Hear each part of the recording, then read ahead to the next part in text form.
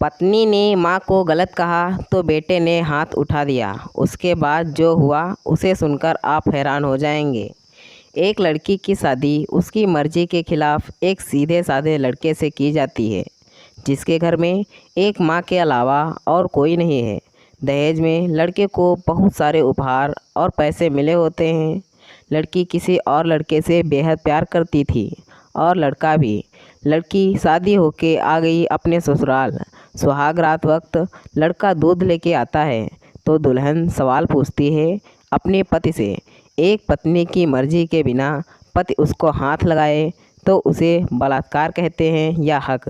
पति: आपको इतनी लंबी और गहरी जाने की कोई ज़रूरत नहीं है, बस दूध लाया हूँ, पी लीजिएगा। हम सिर्फ आपको शुभ रात्रि कहने आए थे, कह के अपने कमरे से निकल जाता है। लड़की मन मार कर रह जाती है, क्योंकि लड़की चाहती थी कि झगड़ा हो ताकि मैं इस गंवार से पीछा छुटा सकूं। है तो दुल्हन, मगर घर का कोई काम नहीं करती, बस दिन भर ऑनलाइन रहती और ना जाने किस किस से बातें करती। मगर उधर लड़के की माँ बिना शिकायत के दिन भर चूल्हा चौका से लेकर घर का सारा काम करती, मगर हर पल अपने होठों पर मुस्कुराहट लेके फिरती।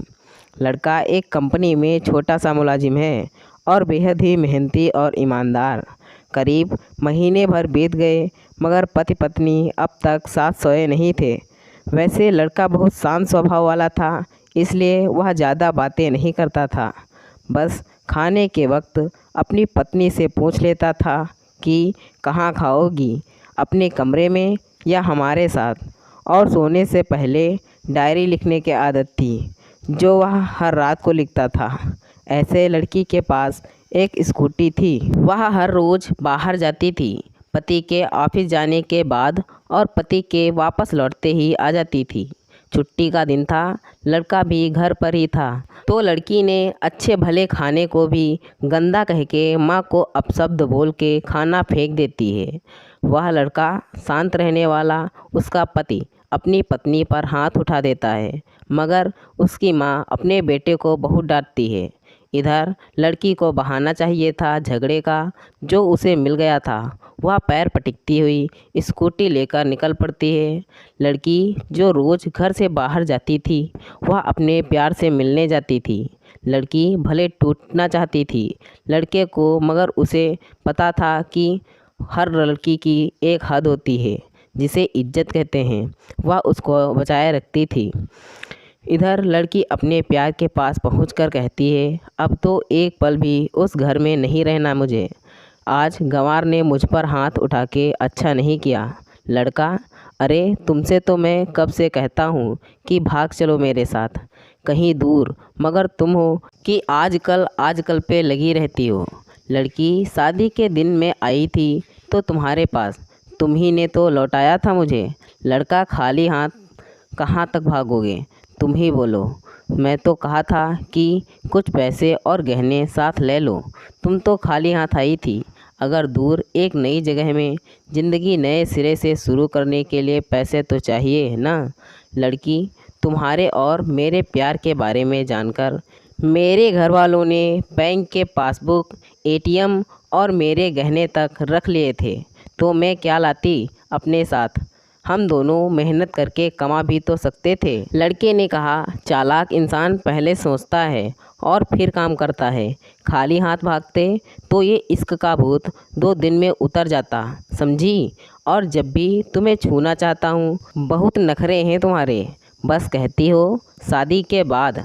लड़की: हाँ, शादी के बाद ही अच्छा होता है ये सब, और सब तुम्हारा तो है। मैं आज भी एक कुंवारी लड़की हूँ, शादी करके भी आज तक उस गंवार के साथ सो ना सकी, क्योंकि तुम्हें ही अपना पति मान चुकी हूँ। बस तुम्हारे नाम का ही सिंदूर लगाना बाकी है, बस वह लगा दो, सब कुछ तुम अपनी मर्जी से करना। लड़का: ठीक है, मैं तैयार हूँ, मगर इस बार कुछ पैसे ज़रूर साथ लेके आना। मत सोचना हम दौलत से प्यार करते हैं, हम सिर्फ तुमसे प्यार करते हैं, बस कुछ छोटी मोटी बिजनेस के लिए पैसे चाहिए।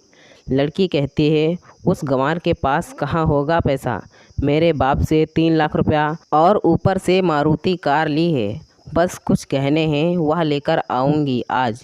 लड़का लड़की को होटल का पता देकर चला जाता है। लड़की घर आके फिर से लड़ाई करती है, मगर अफसोस वह अकेली चिल्लाती रहती है। उससे लड़ने वाला कोई नहीं था।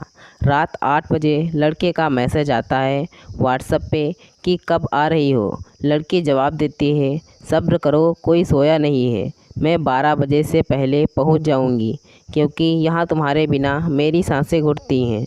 लड़का, ओके, जल्दी आना, मैं होटल के बाहर खड़ा रहूँगा, बाय। लड़की अपने पति को बोल देती है कि मुझे खाना नहीं चाहिए, मैं बाहर खा लिया है, इसलिए मुझे कोई परेशान ना करे। इतना कह के दरवाज़ा बंद करके अंदर आती है कि पति बोलता है कि वह अलमारी से मेरी डायरी दे दो, फिर बंद करना दरवाज़ा, वह परेशान नहीं करेंगे। लड़की दरवाज़ा खोले बिना कहती है, चाबियाँ दो अलमारी की। लड़का, तुम्हारे बिस्तर के पैरों तले दबी है। मगर लड़की दरवाज़ा नहीं खोलती, बल्कि ज़ोर ज़ोर से गाना सुनने लगती है। बाहर पति कुछ देर दरवाज़ा पीटता है और फिर हार कर लौट जाता है। लड़की ने बड़े ज़ोर से गाना बजा रखा था। फिर वह अलमारी खोल के देखती है, जो उसने पहली बार खोला था, क्योंकि वह अपना सामान अलग अलमारी में रखती थी। अलमारी खोलते ही हैरान रह जाती है। अलमारी में उसके अपने पासबुक, एटीएम कार्ड थे, जो उसके घर वालों ने छीन के रखे थे। खोल के चेक किया तो उसमें वह पैसे भी ऐड थे जो दहेज में लड़के को मिले थे, और बहुत सारे गहने भी जो एक पेपर के साथ थे, और उसकी मिल्कियत लड़की के नाम पर थी। लड़की बेहद हैरान और परेशान थी। फिर उसकी नज़र डायरी में पड़ती है और वह जल्दी से वह डायरी निकाल के पढ़ने लगती है। लिखा था, तुम्हारे पापा ने एक दिन मेरी माँ की जान बचाई थी, अपना खून देकर। मैं अपनी माँ से बेहद प्यार करता हूँ, इसलिए मैंने झुककर अपने पापा को प्रणाम करके कहा कि आपका ये अनमोल एहसान कभी नहीं भूलूँगा। कुछ दिन बाद आपके पापा हमारे घर आए, हमारे तुम्हारे रिश्ते की बात लेकर, मगर उन्होंने आपकी हर बात बताई हमें कि आप एक लड़के से बेहद प्यार करती हो। आपके पापा आपकी खुशी चाहते थे, इसलिए वह पहले लड़के को जानना चाहते थे। आखिर आप पापा की प्रिंसेस जो थी, और हर बाप अपने प्रिंसेस के लिए एक अच्छा ईमानदार प्रिंस चाहता है। आपके पापा ने खोज करके पता लगाया कि वह लड़का बहुत सी लड़कियों को धोखा दे चुका है और पहली शादी भी हो चुकी है, पर आपको बता ना सके, क्योंकि उन्हें पता था कि ये जो इश्क का नशा है वह हमेशा अपनों को गैर और गैरों को अपना समझता है। एक बाप के मुंह से एक बेटी की कहानी सुनकर मैं अचंभित हो गया। हर बाप यहाँ तक शायद ही सोचे। मुझे यकीन हो गया था कि एक अच्छा पति होने का सम्मान मुझे मिले ना मिले, मगर एक दामाद होने की इज्जत मैं हमेशा पा सकता हूँ। मुझे दहेज में मिले सारे पैसे मैंने तुम्हारे अकाउंट में ऐड कर दिए हैं, और तुम्हारे घर से मिली गाड़ी आज भी तुम्हारे घर पे है, जो मैंने इसलिए भेजी ताकि जब तुम्हें मुझसे प्यार हो जाए तो साथ चलेंगे कहीं दूर घूमने। दहेज इस नाम से नफ़रत है मुझे, क्योंकि मैंने इस दहेज में अपनी बहन और बाप को खोया है। मेरे बाप के अंतिम शब्द भी यही थे कि किसी बेटी के बाप से कभी 1 रुपया ना लेना, मर्द हो तो कमा के खिलाना, तुम आज़ाद हो, कहीं भी जा सकती हो। डायरी के बीच पन्नों पर तलाक की एक पेपर है, जहां मैंने पहले ही साइन कर दिया है। जब तुम्हें लगे कि इस गंवार के साथ नहीं रहना है तो साइन करके कहीं भी अपनी सारी चीज़ लेके जा सकती हो। लड़की हैरान थी, परेशान थी। न चाहते हुए भी गंवार के शब्दों ने दिल को छुआ था। ना चाहते हुए भी गंवार ने अनदेखे प्यार को महसूस करके पलकें नम हुई थी। आगे लिखा था, मैंने तुम्हें इसलिए मारा क्योंकि आपने माँ को गाली दी, और जो बेटा खुद के आगे अपनी माँ की बेइज्जती होते सहन कर जाए, फिर वह बेटा कैसा। कल आपके भी बच्चे होंगे, चाहे किसी के साथ भी हों, तब महसूस होगी माँ की महानता और प्यार। आपको दुल्हन बना के हमसफ़र बनाने लाया हूँ, ज़बरदस्ती करने नहीं। जब प्यार हो जाए तो भरपूर वसूल कर लूँगा आपसे। आपके हर गुस्ताखी का बदला हम शिद्दत से लेंगे हम आपसे।